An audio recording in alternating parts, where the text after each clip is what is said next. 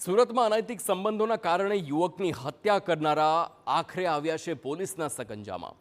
પોલીસે મુખ્ય આરોપી અને તેના સાગરીતોને મળી કુલ 5 આરોપીઓની ધરપકડ કરી। અંજની ઇન્ડસ્ટ્રીયલ રેલવે ટ્રેક પર યુવકનો મૃતદેહ મળ્યો હતો। મૃતદેહના હાથ પગ બાંધેલી હાલતમાં હતા અને મામલાની જાણ થતાં જ ઉત્તરાયણ પોલીસે સ્થળ પર પહોંચીને તપાસ હાથ ધરી, જેમાં યુવકનું નામ ઓમ પ્રકાશ યાદવ હોવાનું અને તે મૂળ યુપીના ઉન્નાવનો રહેવાસી હોવાનું સામે આવ્યું। યુવકની માથામાં બોથડ પદાર્થ મારી હત્યા કરી હોવાનો ખુલાસો થયો, જે બાદ પોલીસે ટેકનિકલ સર્વેલન્સના આધારે 5 આરોપીઓની ધરપકડ કરી છે।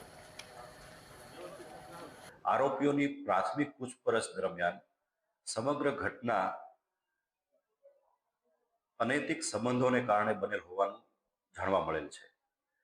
મૃતક ઓમપ્રકાશ યાદવ, જે મૂળ ઉન્નાવ ઉત્તર પ્રદેશનો રહેવાસી છે અને અંજની ઇન્ડસ્ટ્રી ખાતે મજૂરી કામ કરે છે, તેને 5 આરોપીઓ પૈકીના એક આરોપીની પત્ની સાથે અનૈતિક સંબંધ હોવાની માહિતી મળેલી અને આરોપીઓ પૈકીના જ એક આરોપી દ્વારા આ બાબતમાં મૃતક સાથે તકરાર પણ થયેલી।